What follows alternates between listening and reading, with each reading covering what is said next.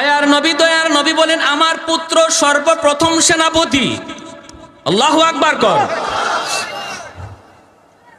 যায়েদ ইবনে হারেসা নবী যুদ্ধে প্রথম সেনাপতি ঘোষণা করলেন। আর নবী বলেন, আমার ছেলে যায়েদ শহীদ হলে সেনাপতি হবে জাফর ইবনে আবি তালিব। নবী বলেন, জাফর শহীদ হলে সেনাপতি হবে আব্দুল্লাহ ইবনে রাওয়াহা। নবী বলেন, সেনাপতি হবে আব্দুল্লাহ ইবনে রাওয়াহা। তিনজন সেনাপতির নাম বললেন। এরপরে নবী বলেন, আব্দুল্লাহ শহীদ হলে সেনাপতি হবে চতুর্থ একজন। তোমাদের পরামর্শে আমি তার নাম বললাম না, কিন্তু তার হাতেই বিজয় আসবে। আল্লাহু আকবার। সে হবে আল্লাহর তলোয়ার, আল্লাহর তলোয়ার। নবী বলেন, সে হবে মালিকের তলোয়ার। নাম উপাধি হলো সাইফুল্লাহ। প্রথম তিনজন সেনাপতির নাম নবী ঘোষণা কইরা নবী শহীদ শব্দ লাগায় দিলেন। প্রথম সেনাপতি যায়েদ ইবনে হারেসা, শহীদ হলে জাফর ইবনে আবি তালিব, শহীদ হলে আব্দুল্লাহ ইবনে রাওয়াহা, শহীদ হলে একজন। তাহলে তিনজন শহীদ, তিনজন প্রথম সেনাপতি, তিনজন প্রথম কাতারের সেনাপতির নামের সাথে নবী শহীদ শব্দ যোগ কইরা নবী কদার ইঙ্গিত দিয়ে দিলেন, এই তিনজন আজকের যুদ্ধে তারা শহীদ হয়ে যাবে। এমনকি ওই তিনজন তারা নিজেও বুঝে ফেলছেন, নবী আমার পরে যেহেতু আরেকজন সেনাপতির নাম ঘোষণা করেছেন, তাহলে এই যুদ্ধ থেকে আমি জীবিত আইতে পারবো না, এই যুদ্ধে আমি শহীদ হয়ে যাব। আমার পরে নবী আরেকজন সেনাপতির নাম ঘোষণা করেছেন, যার পরে আরেকজন সেনাপতির নাম ঘোষণা করেছেন। তিনি বুঝে গেছেন এই যুদ্ধে তিনি শহীদ হয়ে যাবেন। এরপরে মায়ার নবী দয়ার নবী বলতেছেন, যাও পরিবারের কাছ থেকে বিদায় নিয়ে আসো। আমার নবী রহমতের নবী, মায়ার নবীও জানেন আজকের যুদ্ধে তার কলিজার টুকরা সন্তান যায়েদ ইবনে হারেসাকেও নবী চিরদিনের জন্য হারাইবে। যায়েদ ইবনে হারেসা কার কাছ থেকে বিদায় নিবে? কেউ তো নাই, মদিনায় কেউ নাই। যায়েদ ইবনে হারেসার মদিনায় আপন বলতে কেউ নাই, আছেন শুধু আমার মায়ার নবী আর একটা ছেলে, যেই ছেলের নাম হলো উসামা। বয়স হলো মাত্র 13 বৎসর। যায়েদ ইবনে হারেসার বাড়ি তো মক্কা মদিনা নয়, বাড়ি তো হলো ইয়ামিন। অতএব তার আত্মীয় স্বজন মক্কা মদিনায় কেউ ছিল না, বাপ মা কেউ মক্কা মদিনায় না। যায়েদ ইবনে হারেসার বয়স যখন 10 বছর, তখন তিনি ইয়ামেনে মার সাথে নানার বাড়িতে যাইতেছেন। ওই অবস্থায় রাস্তায় ডাকাত দলের হাতে তারা হামলার শিকার হলেন।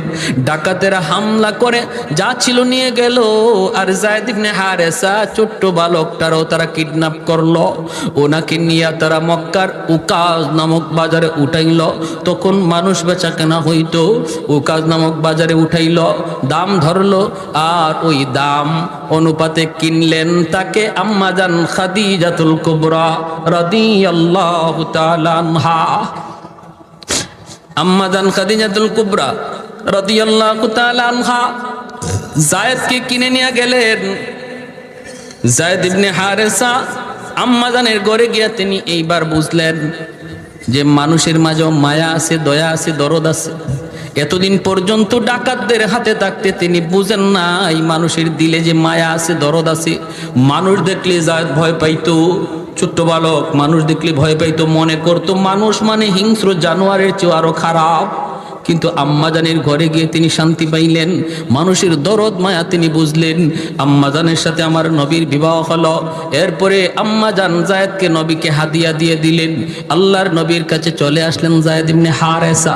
এখন তো আরো মহামানব দরদি নবীর ঘরে আসলেন, নবীর খেদমত করেন, নবীর গোলাম যায়েদ। আস্তে আস্তে বড় হইতেছেন, নবী মায়া করতেছেন, বড় হইতেছে। এইদিকে ইয়ামেনে তার বাবা তার মা পাগল, মা শুধু রাস্তায় রাস্তায় যায়েদ যায়েদ কয়া কান্দে, বাবা শুধু দেশ দেশে যায়েদ যায়েদ কয়া ঘোরে। ওই অবস্থায় পাগলের মতো মা বাবা, আর কোনো সন্তান নাই, একমাত্র যায়েদ। মক্কায় কিছু মানুষ ইয়ামান থেকে আসলো হজ করার জন্য।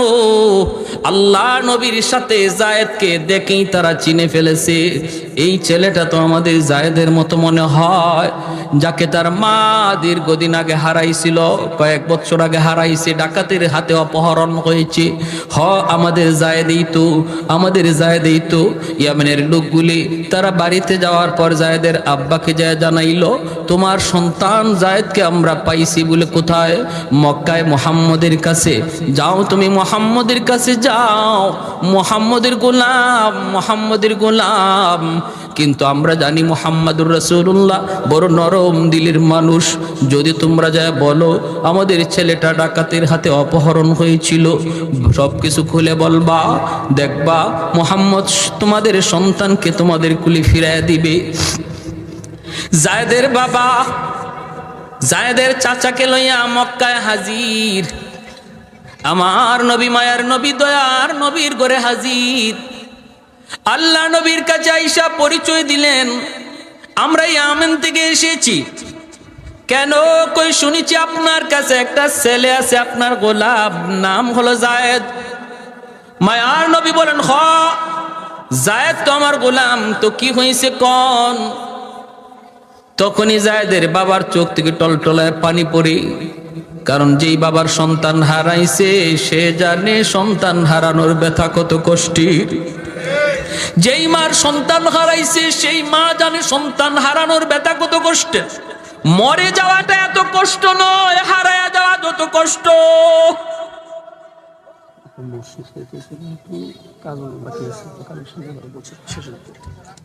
মরে যাওয়াটা এত কষ্টের নয়, হারায়া যাওয়া যত কষ্টের।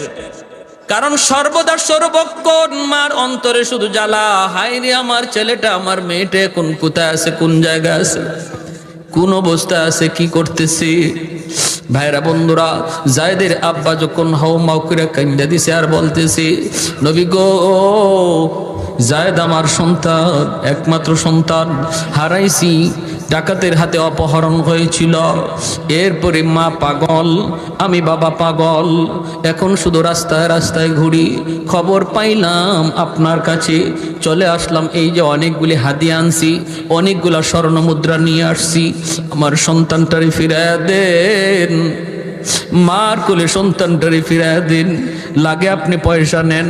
আল্লাহর নবী তখন বলতেছেন, একটু থামুন, পয়সা লাগবে না, পয়সা লাগবে না। নবী বলেন, আমি নবী এতিম, আমি নবী বাবা পাই নাই। বাবার আদর কেমন আমি নবী তা জানি না। আব্বু ডাকে কত মজা আমি নবী জানি না। অতএব আমাকে পয়সা দেওয়া লাগবে না, আপনি একটু অপেক্ষা করুন। নবী ডাক দিলেন পাশের রুমি, যায়েদ এইদিকে আসো। যায়েদ ইবনে হারেসা তিনি আসলেন। ঘরে ঢুকেই তিনি দেখেন দুইটা মানুষ বসা। চেহারাটার দিকে তাকাইয়াই চিনে ফেললেন, যায়েদ আমার হারানো বাবা। বাবাও চিনে ফেলেছে হারানো সন্তান যায়েদ। দৌড় দিয়া বাবা সন্তানের বুকে জড়ায় ধরে কান্দে। ছেলে বাবাকে ধরে কান্দে, বাবা ছেলেকে জড়ায় ধরে কান্দে। ভাইরে, কারো চুকে এমন নাই যে ওই সময় কেউ কাঁদে নাই। নবী কাঁদতেছেন, যায়েদের চাচা কাঁদতেছে, বাবা কান্দে, ছেলে কান্দে। আল্লাহর নবী, রহমতের নবী তখন বলতেছেন, যায়েদ তুমি চিনছো ওনারা কারা? যায়েদ কো, নবী গো চিনে ফেলেছি, আমার আব্বা, আমার চাচা।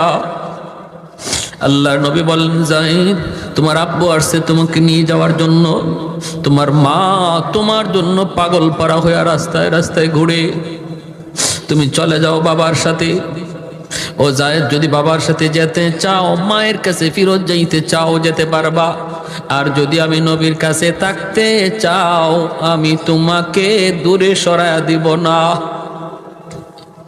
আমি নবীর কাছে যদি থাকতে চাও, আমি তোমাকে আগলে রাখবো। যদি বাপ মার কাছে যাইতে চাও, যেতে পারো। অপশন দুটো আল্লাহর নবী দিয়া দিলেন। এইবার যায়েদ ইবনে হারেসা সিদ্ধান্ত নিবেন, বাপ মার কাছে যাবেন না, নবীর কাছে থাকবেন। মাথাটা নিচের দিকে দিয়া দিছে। জায়েদের বাবা তাকায় তাকায় কাঁদতেছে। কিছুক্ষণ বাবার দিকে তাকায় মাথাটা নিচু করে ফেললেন। এরপরে আমার দয়ার নবীর চেহারার দিকে তাকাইছেন, আর চোখ ফিরান না। কান্না শুরু করছে আর বলতেছে, নবী গো, আজ থেকে 10 বছর আগে আমি হারাইছি, বাবা হারাইছি, মা হারাইছি। ডাকাতদের হাতে থাকতে আমি বুঝতাম না মানুষ এত মায়াশীল হয়, মানুষের দিলে এত দরদ, এত মায়া। কিন্তু আপনার কাছে আসার পর আমি মার আদর, বাবার আদর, দুনু আদর আপনার কাছে পাইছি। আমার বাবার আদর, মায়ের আদর দুটোটা পাইছি গো নবী। অতএব আমি জায়েদ সিদ্ধান্ত নিয়েছি, বাকি জীবন আমি আপনার কদমে থাকতে চাই। আমি আপনার কদমেই থাকতে চাই, আপনার কাছেই থাকতে চাই। আল্লাহ নবীর সাথে সাথে জায়েদকে বুকে জড়ায় নিলেন, কারণ আমার নবীর মনের ইচ্ছাও ছিল এটা। নবী বুকে জড়ায় নিলেন আর বলতেছেন, চলো। কয়া নবী টান দিয়া মসজিদ ঘর থেকে বের হইয়া এক দৌড়ে নবী সাফা পাহাড়ের উপরে এসে উঠলেন। ওইটা নবী আরবের মানুষকে, মক্কার মানুষকে নাইকে বলেন, এরে মক্কার মানুষ দেখো, শুনো শুনো, এতদিন পর্যন্ত তোমরা জানতা জায়েদ আমার গোলাম, আজ তোমাদেরকে সাক্ষী রেখে বললাম জায়েদ আজকে থেকে আজাদ। এতদিন পর্যন্ত তোমরা জানতা জায়েদ আমার গোলাম, আজ থেকে জায়েদ শুধু গোলাম নয়, যেই জায়েদ মা পাইয়া বাবা পাইয়াও বাপ মার কাছে যায় না, আমি নবীর কাছে থাকে, আজ থেকে জায়েদ হলো আমার সন্তান। আর একটু জোরে সুবহানাল্লাহ। कौनैन मुख्तार खुदा तुमको बनाया, उम्मत का निगाहबान खुदा तुमको बनाया। तकबीर में कलमा में नमाजों में यज़ा में है नाम इलाही से मिला नाम मोहम्मद, है नाम इलाही से मिला नाम मोहम्मद। महबूब ने कहा सल्ले अला नाम मोहम्मद, आको की जिया दिल के जिला नाम मोहम्मद, आको की जिया दिल के जिला नाम मोहम्मद। फरमाते ही आदम को मुझे खुल्द तरी में लकहा हुआ तू बाबे मिला नाम मोहम्मद, लकहा हुआ तू बाबे मिला नाम मोहम्मद। একটু জোরে সুরে আল্লাহু আকবার। ওই জায়েদ ইবনে হারেসাকে মায়ার নবী যুদ্ধের প্রথম সেনাপতি বানাইলেন। কোন যুদ্ধের প্রথম সেনাপতি বানাইলেন ভাইরা আমার। এরপরে হইল কি, নবী বলতেছেন দ্বিতীয় নম্বর, জায়েদ ইবনে হারেসা নবীর কাছ থেকে বিদায় নিলেন। নবীজির কাছ থেকে বিদায় নিয়ে এইবার আল্লাহর নবীর কাছ থেকে বিদায় নিয়ে ছেলের উসামার কাছে গেলেন। যাইয়া উসামার কাছে যাইয়া বলতেছেন, 13 বৎসরের বালক উসামা ডাক দিয়া বলতেছেন, বাবা এই দুনিয়ায় তুমি ছাড়া আর নবী ছাড়া কেউ নাই, নবীর কাছ থেকে বিদায় নিয়েছি, বাবা তুমি বাবাকে বিদায় দাও। 13 বছরের বালকের কাছ থেকে তিনি বিদায় নিতেছেন। উসামা কাঁদতেছেন আর বাবা বলতেছে, বাবারে যদি কোনোদিন বাবার কথা ইয়াদ হয়, শামের রাস্তার আশেপাশে বাবার কবর খুঁজে নিও।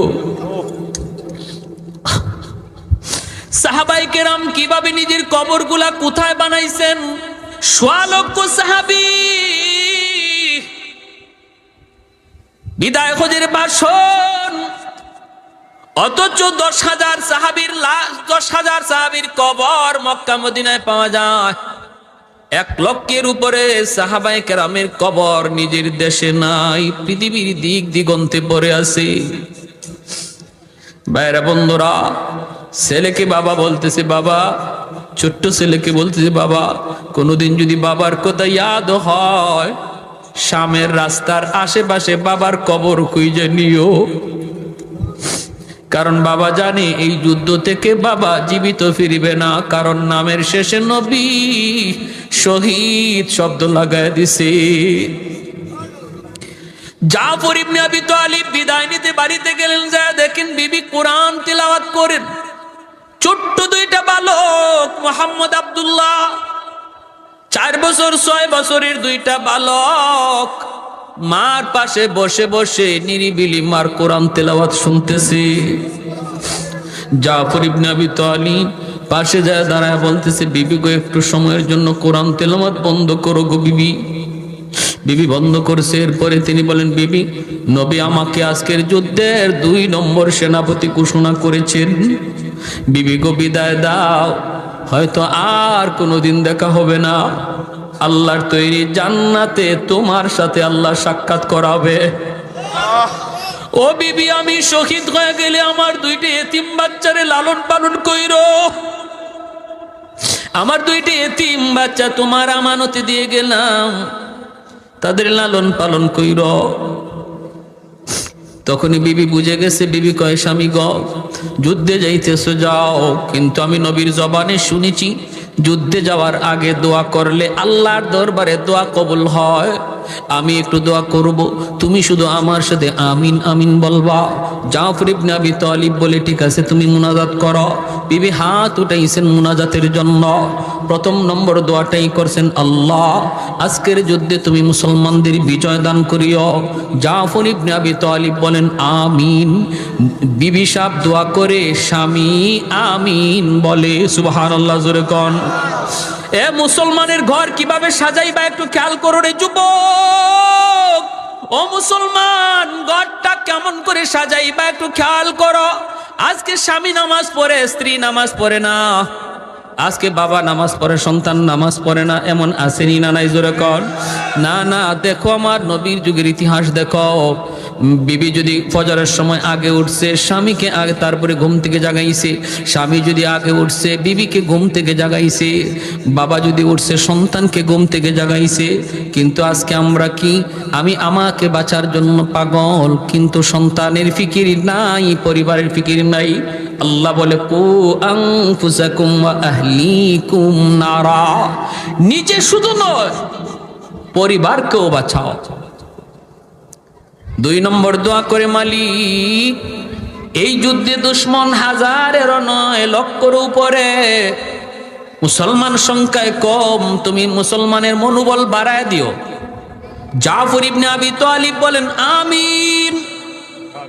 3 নম্বর দোয়া করতেছি, বিবি আল্লাহ আমার ছোট 2টা বাচ্চা, আল্লাহ আমার ছোট 2টা বাচ্চা, এই বাচ্চার মুখের দিকে তাকাইয়া আল্লাহ আমার স্বামীরে তার বাচ্চাদের কাছে তুমি জীবিত ফিরিয়ে দিও। সাথে সাথে জাফর ইবনে আবি তালিব আমিন বলা দূরের কথা, হাতটা নামায়া ফেলছেন। তলোয়ারের বাট দিয়ে বিবির হাতটা আস্তে করে নামায়া দিতেছে। বিবি গো, হাতটা নামাওয়ার মুনাজাত লাগবে না। তোমার 3টা দোয়ার 2টা দোয়া আল্লাহর কাছে কবুল হবে, 3 নাম্বার দোয়া কোনোদিন কবুল হবে না। কারণ আমার মায়ার নবী জবান দিয়ে আমার পরে আরেকজন সেনাপতির নাম বলেছেন। আমার পরে আরেকজন সেনাপতির নাম নবী ঘোষণা করেছেন। এতেই বোঝা যায় এই যুদ্ধে আমি আর জীবিত ফিরবো না। যেই যুদ্ধে সেনাপতি জীবিত ফিরে, এই যুদ্ধে 2য় সেনাপতির নাম নবী নেয় না। ভাইরা বন্ধুরা, এই বইলা জাফর আর কথা বাড়াইলেন না। বিবির কাছ থেকে বিদায় নিয়ে বের হয়ে যাবেন। এমনি 4 বছরের বাচ্চাটা মোহাম্মদ আব্দুল্লাহ বাবার হাতে ধরছে। বাবার জামা ধরে রাখো, আব্বু সামনে ঈদ আসতেছে। বন্ধু বান্ধবদের অনেকেরই দেখলাম তাদের বাবা মা নতুন কাপড় কিনে দিছে। আব্বু তুমি বুঝি বাজারে যাইতেছো আমাদের জন্য ঈদের কাপড় কিনবা? জাফর আকাশের দিকে মুখটা উঠাইয়া চোখের পানিটা মুছে বাচ্চারে বুঝাইতে দেন না, জবাব দিলেন না। শুধু এতটুকু বুঝলেন, মালিক আমার অবুঝ বাচ্চাটারে তুমি বুঝতিও, আমার ভাষায় কোনো বুঝ নাই। এই বইলা চলে গেলেন। 3 নম্বর সেনাপতি আব্দুল্লাহ ইবনে রাওয়াহা মাত্র বিয়ে করেছেন, নতুন বিবির সাথে এখনো বাসর ঘর হয় নাই। ওই অবস্থায় ডাক এসেছে মদিনা থেকে, মদিনার মসজিদে নববী থেকে। যাইয়ে খবর পেলেন 3 নম্বর সেনাপতি আবার তারপরে আরেকজন সেনাপতিও নবী বলেছেন, আব্দুল্লাহ ইবনে রাওয়াহা, তিনিও বুঝলেন এই যুদ্ধে তিনি শহীদ, জীবিত ফিরবেন না। অথচ বিয়ে করেছেন, নতুন বিবির চেহারাটা পর্যন্ত এখনো দেখেন নাই। ঘোড়ার পিঠে সওয়ার এ যুবক, দিলটা নরম করে কিছু কথাগুলি শুনো। আজকে তোমার কারণে আমার কারণে যে ইসলামের ক্ষতি হয়ে যায়, কিয়ামতের ময়দানে এই সাহাবীদের সামনে কেমন করে মুখ দেখাইবা? তাদের সামনে কেমন করে মুখ দেখাইবা? ঘোড়ার পিঠে সওয়ার হইয়া আব্দুল্লাহ ইবনে রাওয়াহা দরজার পাশে যাইয়া ঘরে না ঢুইকা আওয়াজ দিতেছেন, বিবি, আজকের যুদ্ধে তোমার স্বামী 3 নম্বর সেনাপতি। বিবি গো, অনুমতি দাও, যুদ্ধে যাবার অনুমতি দাও। বিবি বলতেছে, স্বামী গো, একটা বারের জন্য তুমি শুধু আন্দরের ভিতরে আসো, আমি তোমার চেহারাটা এক নজর দেখব, যেন কিয়ামতের ময়দানে চেহারা দেখা স্বামীকে চিনতে পারি। আব্দুল্লাহ ইবনে রাওয়াহা কয়, না গো বিবি, না, আমি ভিতরে ঢুকবো না। দেখেন পর্দা কতটুকু। বিবি তো ওই সময় ঘর থেকে বের হইলেই তিনি দেখতে পারতেন স্বামীরে, কিন্তু পর্দা লঙ্ঘন হবে বিদায় আন্দরের ভিতর থেকে বের হয় নাই। আমার এই এলাকার মা বোনের একটু দিলটা নরম করে কথাগুলি শোনো, কথাগুলি শুনো। নবীর যুগের মহিলাদের ভিতরে পর্দার কি পরিমাণ গুরুত্ব ছিল। আব্দুল্লাহ ইবনে রাওয়াহা কয়, না না, আমি ঘরে ঢুকবো না গো বিবি, তোমার চেহারা যদি আমি দেখি, আমি শুনেছি তুমি মদিনার সবচেয়ে সুন্দরী নারী, আরবের ভিতরে তুমি অনেক সুন্দরী, তোমার চেহারাটা যদি আমি দেখি, যুদ্ধের ময়দানে তোমার মায়াবী চেহারা আমার চোখের সামনে ভেসে উঠতে পারে। যদি চেহারা ভেসে উঠে, যুদ্ধ করতে আমার ব্যাঘাত ঘটবে। না গো বিবি, আমি দেখতে পারলাম না। কিয়ামতের ময়দানে আল্লাহ তোমার আমার পরিচয় করা দিব, জান্নাতে পরিচয় হবে, পরিচয়। এই বইলে তিনি রওনা দিয়ে দিলেন, বাইরা যুদ্ধে চলে গেলেন 3 জন সেনাপতি। এইদিকে আমার নবী মসজিদে নববীতে, মায়ার নবী, তিনি তো মসজিদে নববীতে বসে যুদ্ধের হালচাল দেখতেছেন। টিভির পর্দার মতো আল্লাহ যুদ্ধের চিত্রটা নবীর সামনে তুলে ধরেছেন। জোরে কোন সুবহানাল্লাহ। নবী কান্দেন আর বলেন, আমার যায়েদ ইবনে হারেসা শহীদ হয়ে গেছে, আমার যায়েদ শহীদ হয়ে গেছে। সেনাপতি জাফর ইবনে আবি তালিব, জাফর ইবনে আবি তালিব, নবী বলেন, আমার জাফর শহীদ হয়ে গেছে। দুশমন তার ডান হাত কেটে ফেলেছে, বাম হাতে পতাকা ধরে রাখছেন, বাম হাতটাও দুশমন কেটে ফেলেছে। এরপরও তিনি পতাকা ফালান না, দুনো হাতের বাজু দিয়ে এইভাবে পতাকা ধরে রাখছেন। 3 নম্বর সেনাপতি আব্দুল্লাহ ইবনে রাওয়াহা, তিনি আসছেন, জোর করেন পতাকা তিনি ছাড়েন না, অথচ জান নাই। পতাকা এমন ধরছেন, ছাড়েন না। কোন রাওয়ায়াতে আসছে কামড় মাইরা পতাকা ধরে রাখছেন। আব্দুল্লাহ ইবনে রাওয়াহা পতাকা টানতেছেন, কামড় তো ছাড়ে না। এবার তিনি বলতেছেন, জাফর, পতাকা অন্য কেউ টানে না, পতাকা টানতেছে আমি আব্দুল্লাহ, যার নাম নবী তোমার পরে সেনাপতি ঘোষণা করছে। বলা মাত্রই কামড়টা ছেড়ে দিয়েছেন, পতাকা হাতে নিছেন, যুদ্ধ করে করে শহীদ হয়ে গেলেন। 4 নম্বর সেনাপতি হলেন খালিদ বিন ওয়ালিদ, যার উপাধি হলো সাইফুল্লাহ। সুবহানাল্লাহ, জোরে বলেন। সেই খালিদ বিন ওয়ালিদের হাতে ইসলামের বিজয় আসলো। কিভাবে আসলো? কম কথা শেষ করে দিব। শুধু একটা আবদার আপনাদের কাছে, এতটুকু ত্যাগ, এতটুকু কোরবানি যে সাহাবায়ে কেরাম দ্বীনের জন্য করছেন, আমাদেরও কিছু কোরবানির যদি সময় আসে, প্রয়োজন পড়ে, কারা কারা প্রস্তুত আছে? আল্লাহ তুমি প্রতিটা হাতকে কবুল করে একটা নারায় লাগান।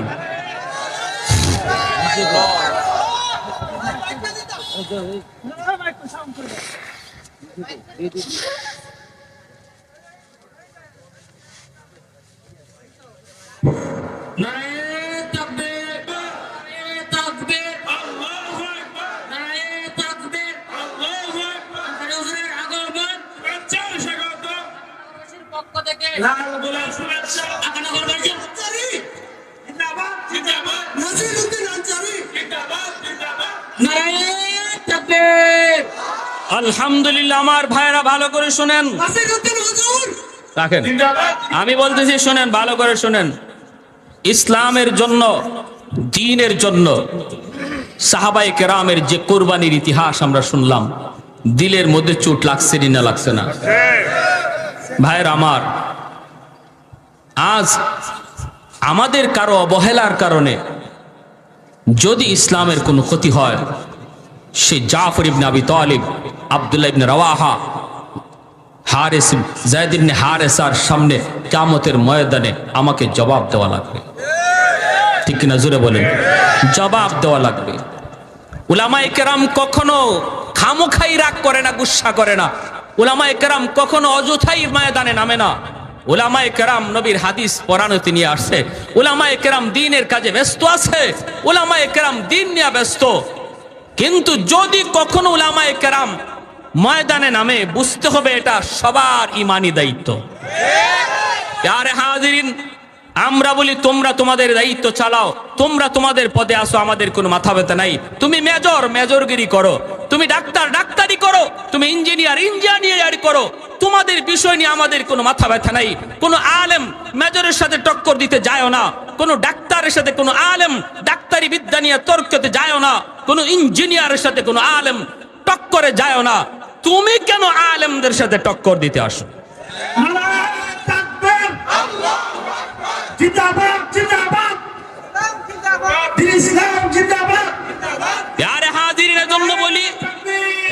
আমি এজন্য আপনাদেরকে বলি, আমাদের সর্বদা এই ব্যাপারে সজাগ থাকতে হবে, সজাগ থাকতে হবে। ফন্ডিতি করো, যার যার বিষয় লইয়া ফন্ডিতি করো, আরেকজনের বিষয়ে ফন্ডিতি দেখায়ও না। এটা অনধিকার চর্চা, অনধিকার চর্চা। আর আমরা উলামায়ে কেরাম যারা আছি, আমরা যারা উলামায়ে কেরাম ভক্ত আছি, আপনাদের কাছে আমার অনুরোধ, আমাদের মাঝে দ্বন্দ্ব যেন না থাকে, দূরত্ব যেন না থাকে। সামান্য কিছু ভুল ত্রুটি, সামান্য কিছু বিভেদ, এটাকে বড় আকারে না করি। কারণ আজকে আমাদের ভিতরে, আলেমদের ভিতরে কোনো ওয়াইজের বিরুদ্ধে কথা বলতে যায়, যদি আমরা সেটা পাবলিক প্লেসে বলি, তখন নাস্তিকরা সুযোগ পায়। ঠিক কিনা জোরে কোন? ইসলাম বিরোধীরা সুযোগ পায়। কে বিদাতি, কে কওমি, কে ওয়াহাবি, কে আলিয়া, কে লম্বা টুপি, কে গোল টুপি, এই সমস্ত জিনিস বাদ দেন আল্লাহর দোহাই। কারণ সমস্ত দুশ্মন এক, আমরা কেন এক হতে পারবো না? আওয়াজ দিয়া বলেন ঠিক কিনা? ছোটখাটো বিষয় নিয়ে আমরা একজনে আরেকজনের মন্দ বলি, আর অন্যদিকে দুশ্মন হাসে। দুশ্মন হাসে। দুশ্মনের হাসি খোরাক বন্ধ করুন, দুশ্মনদের হাসির খোরাক বন্ধ করুন। এখনো সময় আছে, বোঝার চেষ্টা করুন। রুহামা উবাইনাহুম, আল্লাহ বলে নিজেদের ভিতরে রহম করো, নিজেদের ভিতরে দয়া করো, নিজেদের ভিতরে ছাড় দেওয়ার মন মানসিকতা তৈরি করো। না, এক ভাই ভুল বলেছে, সেটাকে শুধরানোর ব্যবস্থা রয়েছে। সাধারণ মানুষের সামনে কটাক্ষ নয়, গালি নয়, ফতুয়াবাজি নয়, বন্ধ করো সব ফতুয়াবাজি। এক প্ল্যাটফর্মে চলে আসো। বাংলাদেশ ইসলামী জাগরণের সম্ভাবনাময় এক দেশ। এখনো যদি উলামায়ে কেরাম এক হয়ে যায় আর আলেম বক্ত পাবলিক এক হয়ে যায়, মাথা তোলার সাহস কোনো বেঈমানের নাই।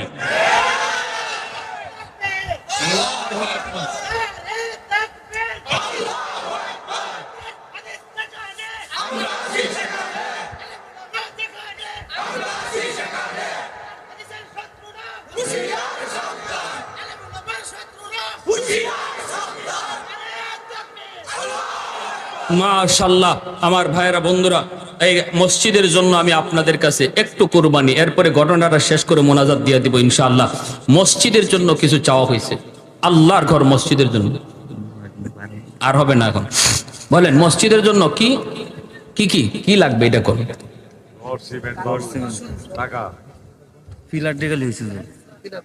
মসজিদের জন্য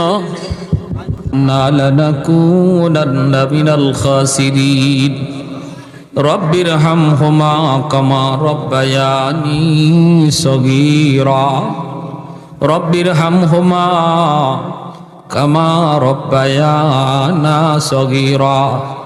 রব্বুল আলামিন, একটু মায়ার নজরে, কুদরতি নজরে একটু তাকায় দেখো, তোমার বান্দারা বসে বসে তোমার কথা, তোমার হাবিবের কথা, সাহাবায়ে কেরামের কথা শুনতেছে।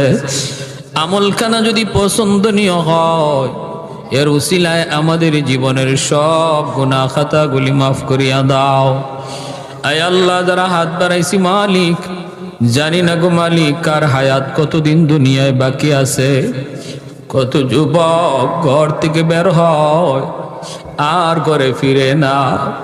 কত বাবা সন্তানের কাছ থেকে হাসি মুখে ঘর থেকে বের হয়ে যায় আর সন্তানের কাছে ফিরে আসে না। ও মালিক, জানি না আমাদের হায়াত কতদিন কিভাবে তুমি রাখছো। আল্লাহ, বেনামাজি বানায়া তুমি কাউকে মরণ দিও না গো আল্লাহ। কাটি দিলে তওবা করলাম। আল্লাহ, আমাদের সবাইকে পাক্কা নামাজি দিনদার বানায়া দাও। এই এলাকার প্রতিটা যুবককে পাক্কা নামাজি দিনদার বানাও। আয় আল্লাহ, ঘরে ঘরে কোরআন তেলাওয়াতের আমল চালু কইরা দাও। মা বোনদেরকে পর্দানিশীন দিনদার বানায়া দাও। আল্লাহ, যারা হাত বাড়াইছি মালিক, জানি না আমার মতো কার জানি মা দুঃখিনী দুনিয়ায় নাই।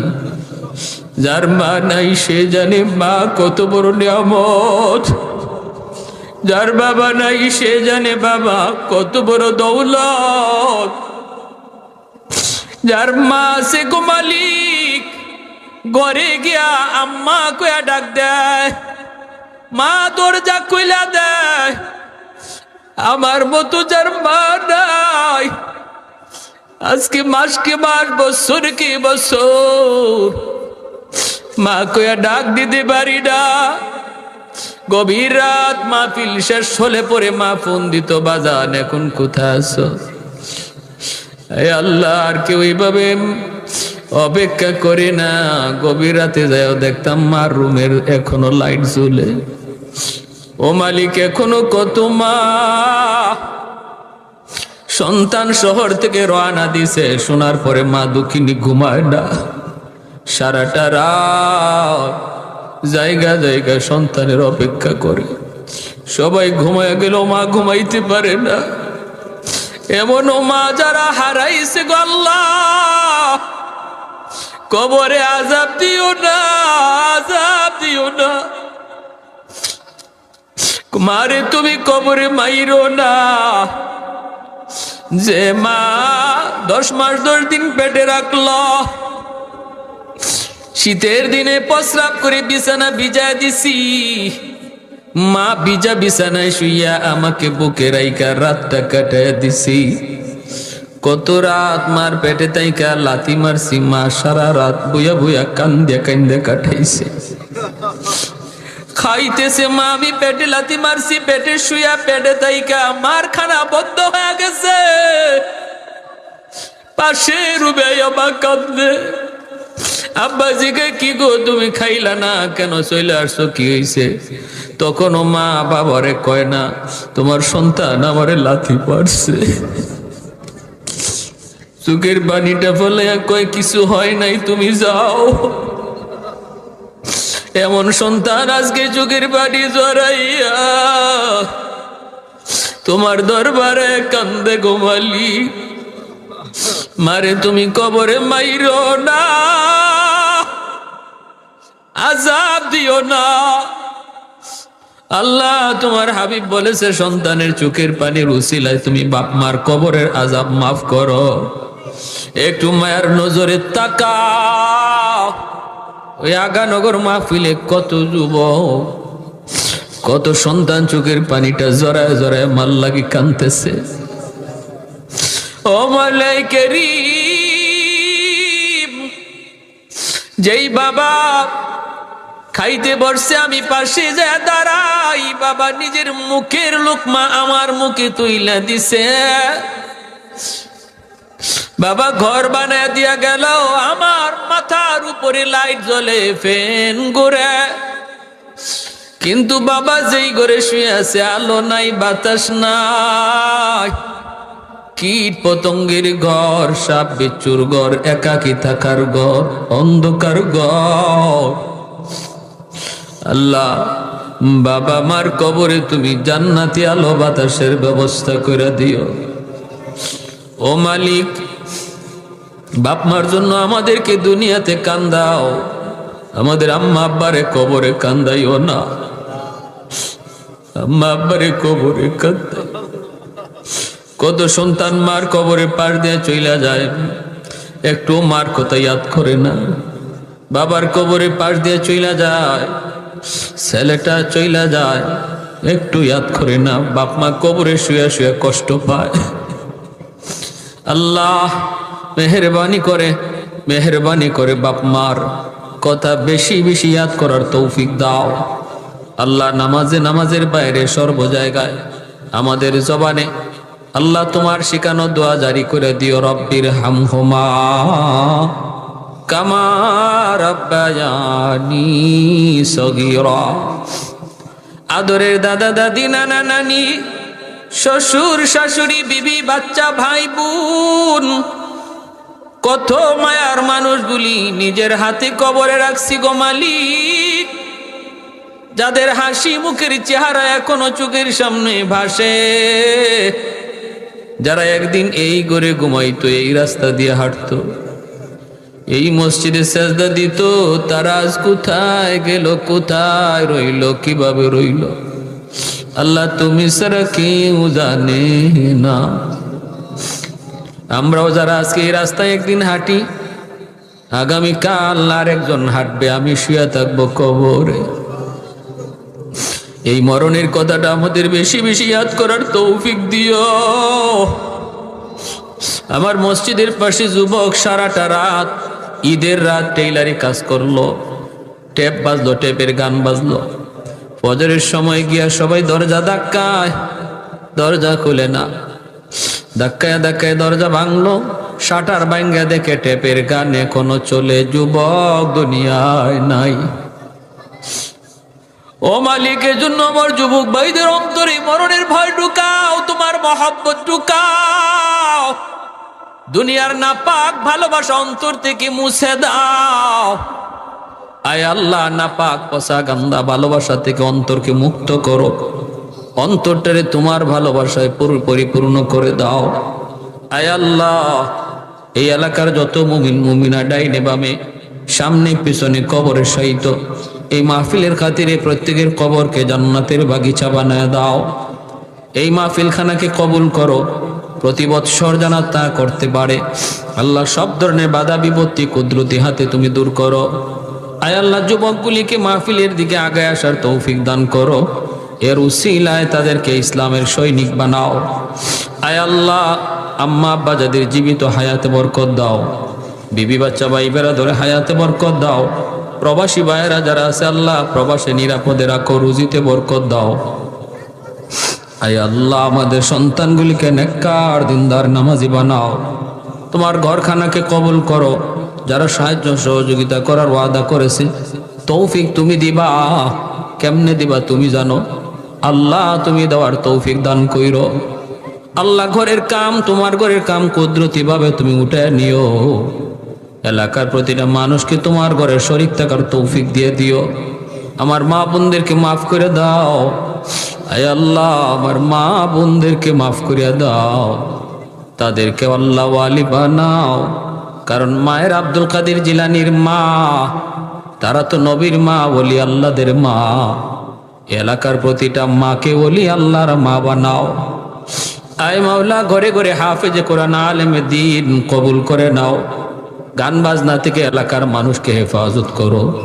আল্লাহ, গান বাজনার প্রতি যুবকদের অন্তরে ঘৃণা জন্মায়া দাও, ঘৃণা জন্মায়া দাও। নেক কাজের প্রতি আগ্রহ বাড়ায়া দাও। আল্লাহ, যারা সাহায্য করছে, দান করছে, প্রত্যেকের রুজির মধ্যে বরকত দিয়ে দাও। অসুস্থ যারা আছে আল্লাহ, তুমি সুস্থতার নিয়ামত দিও। আমাদেরকে যাবতীয় অসুস্থতা থেকে হেফাজত করো আল্লাহ, যাবতীয় অসুস্থতা থেকে হেফাজত করো আল্লাহ। কে কোন উদ্দেশ্য নিয়ে এখানে হাত উঠেছে আল্লাহ, তুমি দিলের হালত জানো আল্লাহ। যার যার দিলের দিকে তাকাইয়া প্রত্যেকের নেক নিয়তকে কবুল করো। যার যার সমস্যাকে সমাধান করো, মুশকিলাতগুলি আসান করো আল্লাহ। অনেক ঘরে বাবা সন্তান লইয়া বিপদে আছে, অনেক স্বামী স্ত্রী নিয়ে বিপদে আছে আল্লাহ। প্রতিটা ঘরে তুমি শান্তির বাতাস বইয়ে দাও, অশান্তি দূর করে দাও। সাল্লাল্লাহু তাআলা আলা খাইরি খালকিহি মুহাম্মদ ওয়া আলা আলিহি ওয়া আসহাবিহি আজমাইন। আমিন বিরহমাতিকা ইয়া আরহামার রাহিমিন।